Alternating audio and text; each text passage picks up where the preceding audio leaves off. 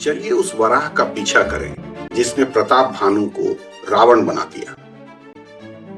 यह कथा मुनि याज्ञवल्क्य ने ऋषि भरद्वाज को सुनाया था। यह कथा रामचरितमानस के अल्प चर्चित संवाद रेयर डायलॉग्स ऑफ रामचरितमानस के रूप में प्रस्तुत है।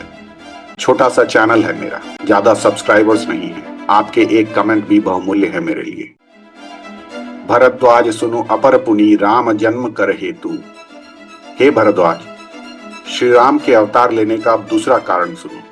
सुनो मुनि कथा पुनित पुरानी जो गिरजा प्रति शंभु बखानी। हे मुनि, यह पावन प्राचीन कथा है जो शिव ने पार्वती से कही थी, और कथा की पृष्ठभूमि का नाम विश्व विदित एक केकई देशु सत्य केतु तहां बसई नरेशु। जग प्रसिद्ध देश कैकई, जहां सत्य केतु का राज्य था। सत्य केतु के ज्येष्ठ पुत्र और इस कथा के नायक राजधनी जो जेठ सुत आही, नाम प्रताप भानु अस्ताही। प्रताप भानु ज्येष्ठ पुत्र और एक तेजस्वी उत्तराधिकारी। अपर सुतहि अरिमर्दन नामा, भुजबल अतुल अचल संग्रामा। अरिमर्दन दूसरा पुत्र, भुजाओं में अपार बल और युद्ध में पर्वत समान अडिग। भाई भाई परम समीति, सकल दोष छल वर्जित प्रीति। सब दोषों से रहित, भाई भाई में अनन्य प्रेम। नृप हितकारक सचिव सयाना, नाम धर्म रुचि शुक्र समाना। और शुक्राचार्य समान मंत्री धर्म रुचि, जो सदा श्रीहरि के चरणों में प्रेम मग्न। सत्य केतु के पश्चात प्रताप भानु राजा बने। प्रजापाल अति वेद विधि, कतहु नहीं अगलेस। प्रजा का पालन वेद विधि के अनुसार, राज्य में पाप का अंश मात्र भी नहीं। भूप प्रताप भानु बल पाई, कामधेनु भय भूमि सुहाई। धरती कामधेनु बन गई, दुख की रंच मात्र भी परछाई नहीं।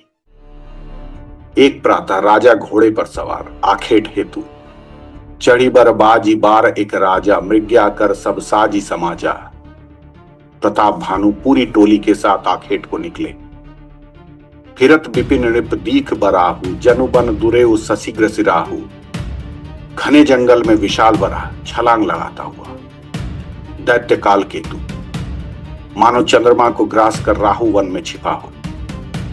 आवत देखी अधिक रवि बाजी, चले बराह मरुत गति भाजी।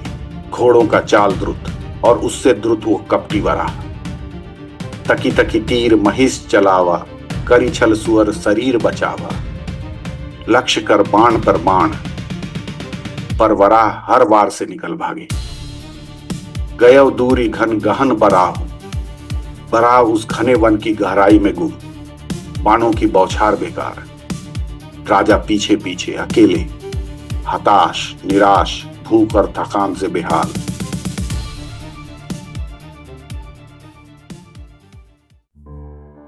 भूखे प्यासे थके हुए फिरत विपिन आश्रम एक देखा, तहां बस नृपति कपट मुनि बेसा। भटकते हुए मुनि का एक आश्रम दिखा। प्रताप भानु से पराजित एक कपटी राजा एक तनु नकली मुनि के रूप में उस आश्रम में प्रतिशोध से भरा। मुनि की मीठी बातें, को तुम कस बन फिरहूं अकेले, सुंदर जुआ जीव पर हेले। चक्रवर्ती के लक्षण तोरे, देखत दया लागी अति मोरे। कौन हो तुम, वन में अकेले क्या कर रहे? चक्रवर्ती से लक्षण है तुम्हारे, बड़ी दया आ रही है तुम पर।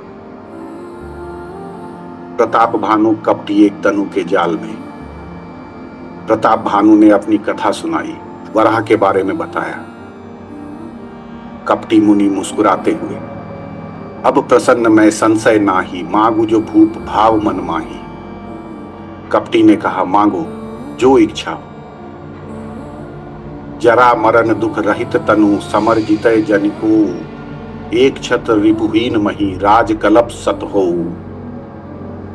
शरीर वृद्धावस्था मृत्यु और दुख से रहित हो, सदा अजय रहूं और 100 कल्प तक एक छत्र राज्य हो। तथास्तु, कपटी ने कहा, परंतु एक शर्त है। ब्राह्मणों के लिए इतिहास का सबसे भव्य भोज आयोजित करो। मैं स्वयं रसोइया बनकर भोजन बनाऊंगा। प्रताप भानु राज्य लौटे। राजसी भोज की तैयारी, रसोइयों के रूप में एक तनु और काल केतु, हांडी चढ़ी और हर व्यंजन में मांस, वो भी मनुष्य का। सहस्र ब्राह्मण पंक्तिबद्ध। प्रताप भानु पहला करछुल उठाते, तभी आकाशवाणी, हे ब्राह्मणों उठो, यह भोजन मत खाओ, भोजन मांस मिश्रित है। भयानक सच्चाई सामने और कुपित ब्राह्मणों का श्राप बरसा। जाय निशाचर हो हुनिड़ मूढ़ सहित परिवार, संपूर्ण परिवार सहित तुम राक्षस बन जाओगे। प्रताप भानु अचंभित रसोई की ओर दौड़े, पर वहां ना तो भोजन और ना ही रसोइये। ब्राह्मणों के पांव पकड़े, एक तनु की कथा सुनाई, क्षमा मांगी, गिड़गिड़ाए, पर ब्राह्मणों का श्राप कभी विफल नहीं होता। एक ही वर्ष में शत्रु राजाओं ने संपूर्ण राज्य का नाश कर दिया। प्रताप भानु समेत उसके कुल में कोई भी नहीं बचा।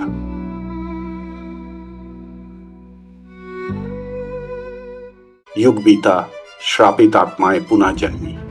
प्रताप भानु, 10 सिर और 20 भुजाएं रावण, अरिमर्दन असीम बल कुंभकर्ण और धर्म रुचि ज्ञानी विष्णु भक्त विभीषण। कहानी पसंद आई हो तो सब्सक्राइब करें, घंटी बजाएं। रामचरितमानस के अल्पचर्चित संवाद की अगली कड़ी तक जय श्री राम।